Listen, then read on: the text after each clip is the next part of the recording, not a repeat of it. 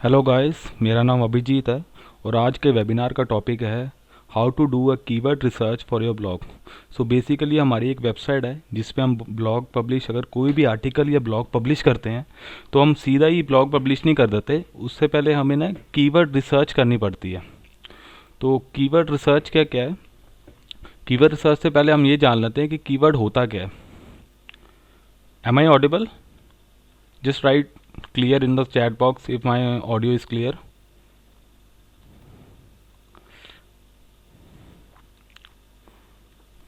Okay, सो keyword होता क्या है? तो बेसिकली हम कोई भी अगर चीज़ सर्च करते हैं गूगल पे, जैसे मान के चलो व्हाट इज़ एसईओ, तो जो भी हम चैट बॉक्स में या गूगल के सर्च बॉक्स में सर्च करते हैं उसे कहते हैं कीवर्ड।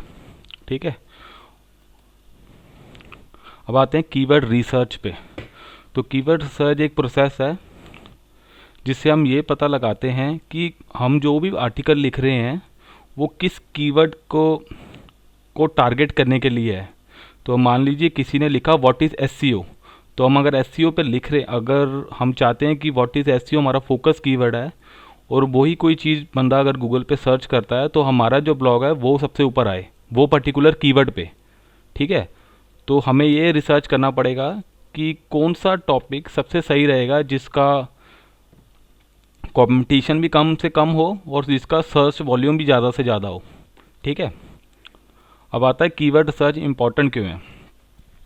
तो इम्पॉर्टेंट इसलिए है कि मान लीजिए आपने कोई भी ब्लॉग लिख लिया, अब मान के चलो मैं आपने ऐसे कोई टॉपिक पे जिस पे ब्लॉग लिख दिया, जैसे how to find water on Mars, ऐसा एक सर्च टर्म है, आपने इस पे ब्लॉग लिख दिया। ठीक है, अब इसको कोई सर्च ही नहीं कर रहा गूगल पे, तो उस पर ब्लॉग लिखने का कोई फ़ायदा नहीं है। ठीक है, तो कीवर्ड रिसर्च से हमें ये पता लगता है कि उस पे, उस पर्टिकुलर कीवर्ड पे कितने लोग सर्च कर रहे हैं पर मंथ। ठीक है, मैं एक रिसर्च देख रहा था, रिसर्च में पता लगा मुझे एच के बाय स्टडी आई थी कि 90.63 of the percent of the websites हैं जो वेब पे हैं, वो उनको कोई भी ट्रैफिक नहीं आता गूगल से। तो इसलिए नहीं आता क्योंकि जो 90.63% लोग हैं ये कीवर्ड रिसर्च नहीं करते, वो ये नहीं चेक करते कि वो जिस पे वो ब्लॉग लिख रहे हैं वो उसको कोई सर्च कर भी रहा है कि नहीं। ठीक है, यहाँ तक क्लियर है guys? Just right clear in the chat box.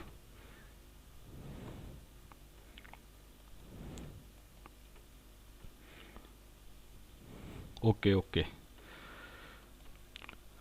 अब आता है कीवर्ड रिसर्च टूल्स। सो हम कीवर्ड ऐसे ही नहीं कीवर्ड रिसर्च कर सकते, हमें एक टूल्स की मदद चाहिए होती है। टूल्स काफ़ी कंपनी प्रोवाइड करती है, कई टूल्स फ्री हैं कई पेड हैं। जो फ्री टूल्स हैं उनमें जाहिर सी बात है थोड़ा जो डेटा वो देते हैं, जो वो अजम्पशंस देते हैं कि इतना लोग सर्च कर रहे हैं या इतना इसका डिफ़िकल्टी लेवल होगा, वो थोड़ा इतना एक्यूरेट नहीं होगा as compare to paid tools, लेकिन वो भी अपना काम कर देते हैं। एज अ बिगनर लेवल आप यूज़ कर सकते हो उसे। ठीक है, तो उनका थोड़ा डेटा लेस एक्यूरेट होता है लेकिन उनकी कॉस्ट कोई नहीं होती। ठीक है, as compare to paid tools. अब मान एग्जांपल्स हैं Google trends, Google keyword planner, Uber suggest, Chrome extension भी आती हैं कीवर्ड डॉट आई ओ के नाम से।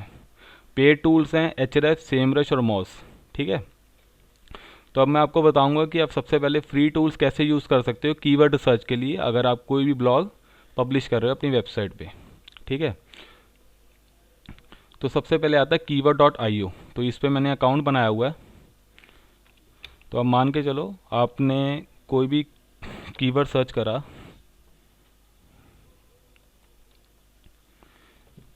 डिजिटल मार्केटिंग कोर्स, मान के चलो आप इस पे ब्लॉग लिख रहे हो। डिजिटल मार्केटिंग कोर्स आपका फोकस कीवर्ड है, इस पे आप ब्लॉग लिख रहे हो कि कोर्स कैसे कैसे होते हैं, क्या क्या उसमें पढ़ाया जाता है, इस पे ब्लॉग लिख रहे हो आप। ठीक है, तो ये आपको देख लो कितने सारे कीवर्ड आइडियाज़ दे रहा है कि जो लोग सर्च कर रहे हैं नियर बाय। तो आप इन किसी भी कीवर्ड को आप उठा सकते हो, इस पे ब्लॉग लिख सकते हो। ठीक है, ये होगी पहली बात। बेसिकली हमें कीवर्ड रिसर्च में देखना क्या होता है, एक तो सर्च वॉल्यूम कि उसको पर मंथ कितने सर्च किया जा रहा है, दूसरा उसका कंपटीशन कि वो पर्टिकुलर कीवर्ड पे कितने लोग या कितनी वेबसाइट्स अपना ब्लॉग लिख रही है और कितना उनकी अथॉरिटी है। ठीक है, यहाँ तक क्लियर है गाइस?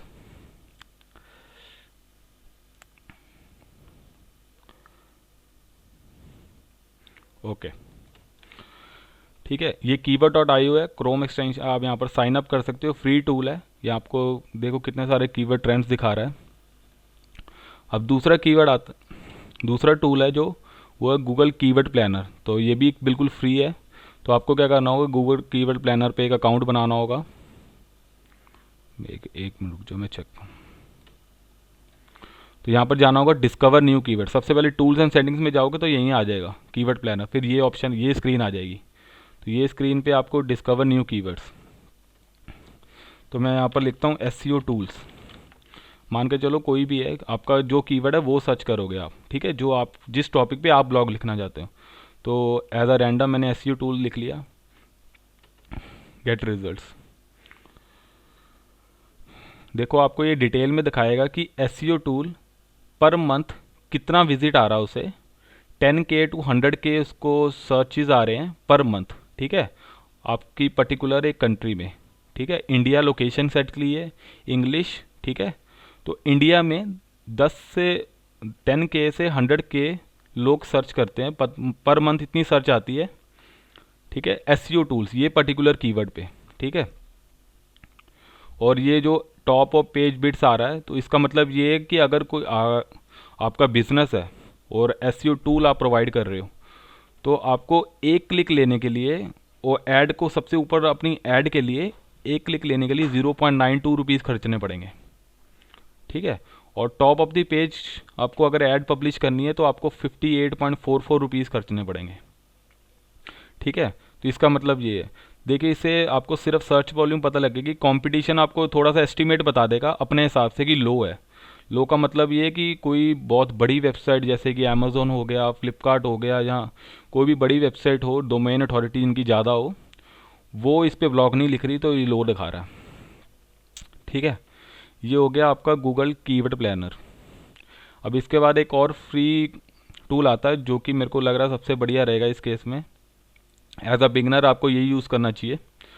तो अब ये है ऊबर सजेस्ट नील पटेल का, ठीक है। इसका एक पेड प्लान भी है, उसकी प्राइसिंग मैं आपको दिखा देता हूँ एक बारी।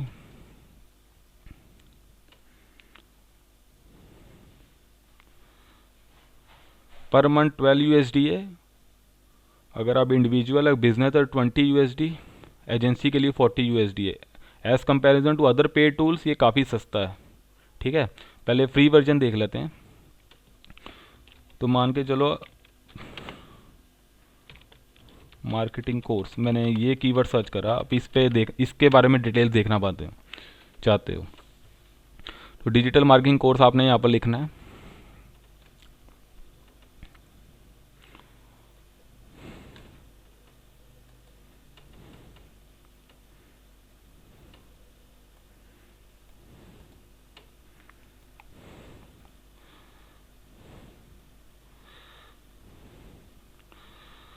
यहाँ तक गाइस क्लियर है? Just right clear in the chat box अगर आपको क्लियर अभी तक तो।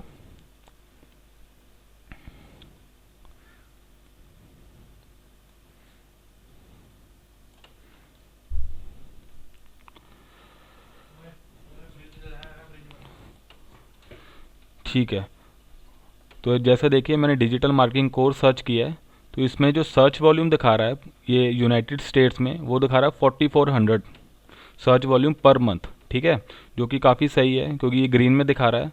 और इसकी SEO डिफ़िकल्टी वो 39 दिखा रहा है। अब जो ये नंबर दिया है ये टूल ने दिया है, ये गूगल ने नहीं दिया है, ठीक है। जो सर्च इंजन का ये नंबर दिया है इसने 39, ये टूल अपने हिसाब से कैलकुलेट कर रहा है, ठीक है।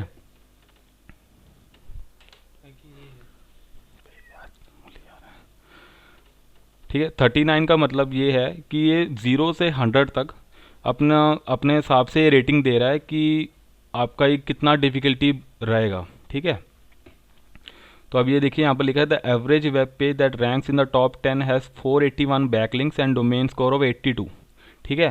तो इसका मतलब ये है कि इस पर्टिकुलर कीवर्ड पे जो टॉप 10 वेबसाइट्स आती हैं गूगल पे, उनके हर एक वेबसाइट के pass on an average 481 backlinks हैं और उनका डोमेन स्कोर 82 है।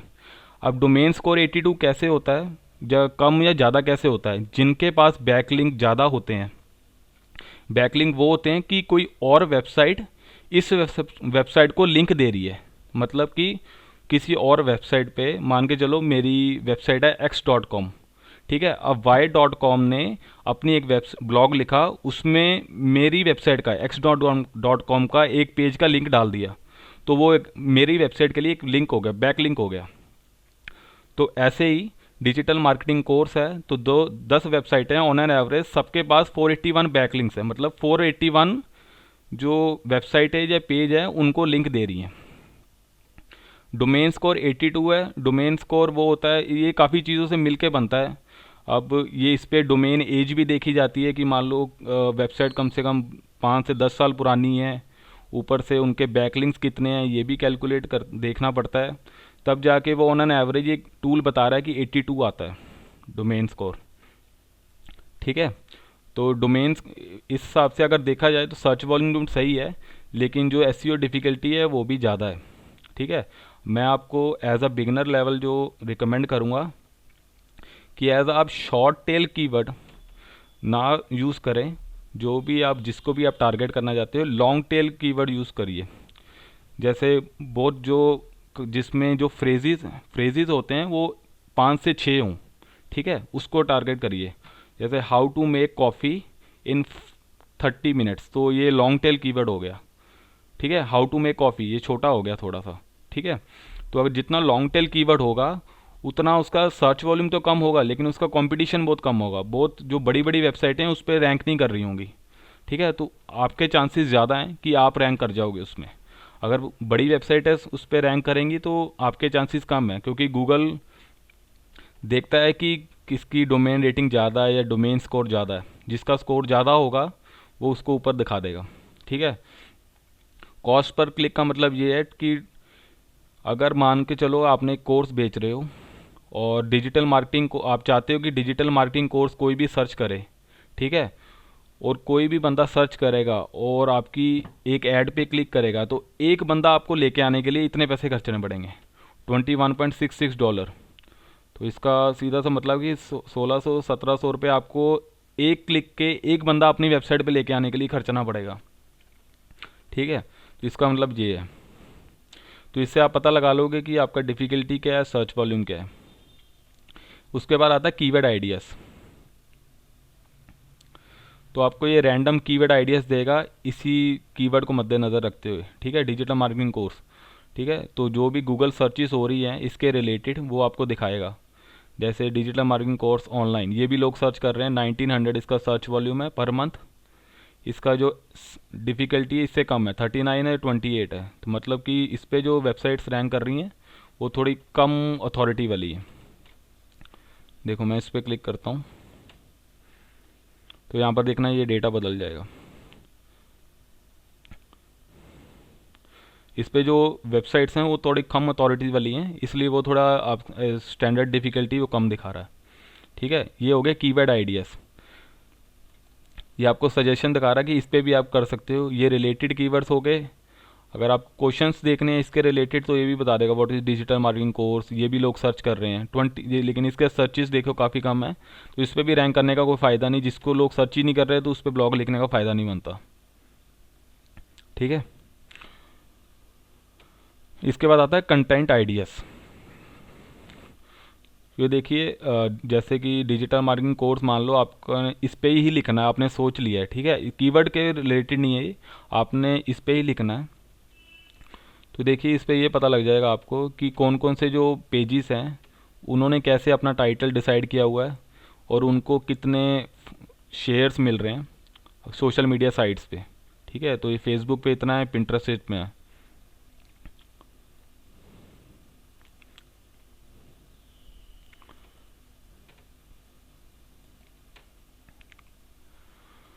अब इसमें क्या होता है, इसमें कंपटीशन एनालिसिस में क्या होता है कि मान के चलो कि आपका कोई कॉम्पिटिंग डोमेन है। ठीक है, जैसे कि इसमें मैं सर्च करता हूँ, वो कंपीटिंग डोमेन का क्या करना है, आपने सिर्फ डोमेन डाल देना है डिजिटल दीपक.com। मैं एज अ रैंडम आपको एक एग्जांपल के लिए एक डोमेन डाल रहा हूँ। ठीक है, तो आपने डोमेन डाला।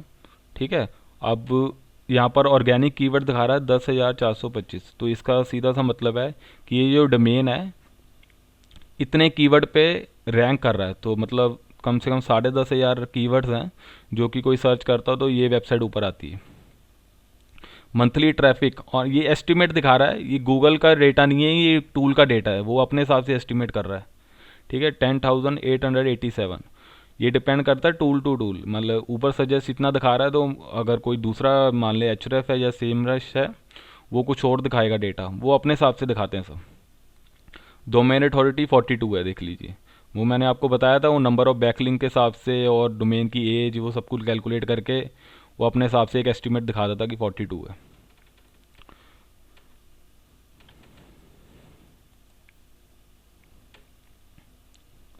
मान लीजिए आपने एक कंपटीशन का डोमेन डाला तो वो दिखा देगा कि कौन कौन से कीवर्ड्स हैं जो कि आपका कंपटीशन रैंक कर रहा है उस पर। तो एक्सपर्ट इन डिजिटल मार्केटिंग, ठीक है, इसका 480 वॉल्यूम है, मतलब 480 बार ये सर्च हुआ है गूगल पे पर मंथ। ठीक है, और ये 7वें पोजीशन पे आता है, मतलब कि अगर कोई ये सर्च करता है तो ये जो डोमेन है 7वें नंबर पे आ जाता है। इससे इसको 12 ट्रैफिक आता है, 12 बंदे मतलब क्लिक करते हैं इस पर। दीपक डिजिटल देखिए, अगर इंडिया पे सर्च करें तो सबसे ज़्यादा जो देखा जाता है digital marketing, jobs for digital marketing. तो कोई ये सर्च करता है तो ये डोमेन का जो पोजीशन 10 नंबर पे आता है, तो यहीं से इसको ट्रैफिक आता है मेन। तो ये इससे ये पता लग जाता है। आप बेसिकली मैं कहना क्या चाहता हूँ कि आप सीधा सा अपना कंपटीशन देखिए, जो आपका नीश है। मान के चलो कि आपका फिटनेस नीश है, आप सप्लीमेंट्स बेचते हैं, ठीक है। तो आपने क्या किया, गूगल पे सर्च किए, उस पर आपको जो टॉप 10 बंदे दिखे उनको एक एक बार उनका लिंक कॉपी किया, यहाँ डाला, ठीक है।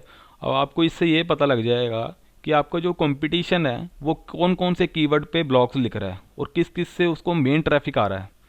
तो आप क्या करोगे, उसका जो मेन ट्रैफिक आ रहा है जिससे जिससे उसको सर्च वॉल्यूम भी ज़्यादा आ रहा है और ट्रैफिक भी आ रहा है सेम पे, तो आप उससे बेहतर एक ब्लॉग लिख दोगे कि ताकि आपका जो ब्लॉग है वो ऊपर रैंक हो जाए उससे और आपको ट्रैफिक आना शुरू हो जाए। बेसिकली ये मेरा कहने का मतलब है। अब आपने अपने कॉम्पिटिशन का यहाँ पर डोमेन डाला, ठीक है, उसके टॉप पेजेस ही आपको दिखा देगा digital marketing tips blog by Deepak कनकराजू।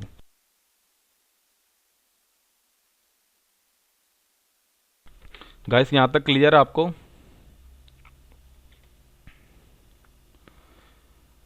ज़्यादा टेक्निकल तो नहीं हो रहा ना?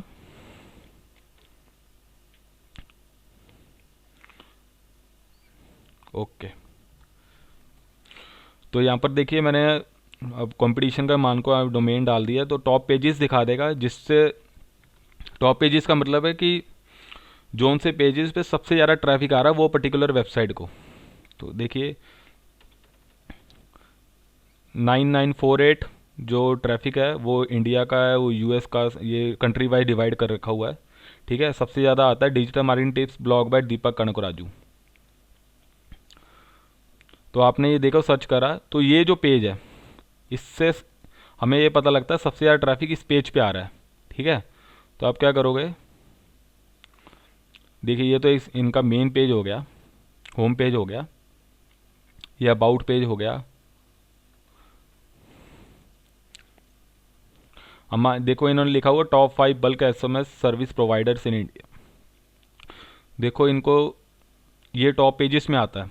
तो आप क्या कर सकते हो, इससे बेहतर यही पर्टिकुलर टॉपिक उठाओगे, यही एक कीवर्ड उठाओगे, ठीक है, यही कीवर्ड होगा, यही पेज है, ठीक है। आप क्या करोगे, इससे बेहतर एक अपना आर्टिकल लिखोगे, ठीक है, ताकि आपका ऊपर रैंक हो जाए, इनका ना रैंक हो। तो ऐसे आप कंपटीशन एनालिसिस कर सकते हो, इससे आपको कीवर्ड का भी अंदाज़ा हो जाता है। इसके बाद आता है कंपीटिंग डोमेन्स। अब इसमें क्या कर सकते हो, digitaldeepak.com मान के चलो ये आप ही की वेबसाइट थी, तो आपने क्या करना है, अपनी वेबसाइट का नाम डालना है। तो ये सारे आपको ये नाम दिखाएगा जो आप ही के कंपटीशन में है। मान के चलो कोई भी आपने ब्लॉग लिखा, जो सा भी टॉपिक पे लिखा, मान लीजिए सप्लीमेंट्स पे ऊपर आपने एक ब्लॉग लिखा, तो सप्लीमेंट्स पे जो भी ब्लॉग लिखने वाले हैं, जो जो उनसी वेबसाइटें हैं, उनके सबके नाम दिखाएगा। आपको क्या करना है, आपने अपना डोमेन की यूआरएल कॉपी करके बस पेस्ट करना है यहाँ पर। आपके जो कंपटीशन में पेजेस हैं, जो वेबसाइटें हैं, वो सब दिखा देगा यहाँ पर। यहाँ तक क्लियर है गाइस?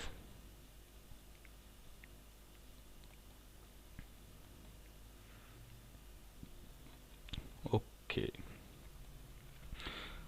अब देखिए, जैसे मान के चलो ये मेरी वेबसाइट थी digitaldeepak.com, मैंने अपनी वेबसाइट का यहाँ पर लिंक कॉपी किया। तो मेरे जो कंपीटिंग में डोमेन है, जो जिस पे मैं ब्लॉग लिखता हूँ, वो भी उन्हीं पे ही लिख रहे हैं, जिनके सेम ही कीवर्ड पे जो टारगेट कर रहे हैं, उनकी सबकी वेबसाइटें दिखा रहा है। कॉमन कीवर्ड्स, अब कॉमन कीवर्ड्स ये हैं कि जो कि दोनों में कॉमन है। मान के चलो मैंने डिजिटल मार्केटिंग कोर्स पे लिखा और उन्होंने भी सेम पे लिखा, तो जो डिजिटल मार्केटिंग कोर्स कीवर्ड है वो कॉमन हो गया दोनों के लिए, ठीक है। तो 609 जो कीवर्ड्स हैं वो दोनों में कॉमन है, मतलब दोनों सेम ही कीवर्ड पे कंपटीशन में है, रैंक कर रहे हैं, ठीक है। तो आप कीवर्ड देख सकते हो इसमें से कौन कौन से कीवर्ड हैं। Google Edward certification, salary for digital marketing, ये दोनों में कॉमन है, डिजिटल विद्या में और डिजिटल दीपक में, ठीक है। यहाँ पर ऐसे दिख जाएगा। ऐसे ही सुलेखा.com पे 400 कीवर्ड्स कॉमन है, तो ये इनकी डिटेल्स देख सकते हो आप। ऐसे कीवर्ड गैप है। अब कीवर्ड गैप का क्या मतलब है कि 29,675 कीवर्ड्स हैं। इसका मतलब सीधा सा यही है कि 29,000 जो कीवर्ड्स हैं वो उनमें से या तो ये किसी पे रैंक कर रहा है या तो हम किसी पे रैंक कर रहे हैं, लेकिन दोनों एक ही कीवर्ड पे रैंक नहीं कर रहे हैं। तो दोनों के जो मिला के आते हैं वो 29,000 आते हैं, ठीक है। एस्टिमेटेड ट्रैफिक जो इस वेबसाइट को आता है वो है 1,13,000 के करीब, और बैकलिंक है इसके 75,000, ठीक है। तो इस तरह से आप बेसिकली ये कीवर्ड सर्च कर सकते हो ये फ्री टूल के साथ। तो गाइस वेबिनार मुझे लग रहा है काफ़ी लंबा हो गया, ठीक है। तो इसी के साथ कंप्लीट करते हैं वेबिनार को। तो अभी तक आपको समझ आ गया, बस टाइप कर दीजिए यस नो।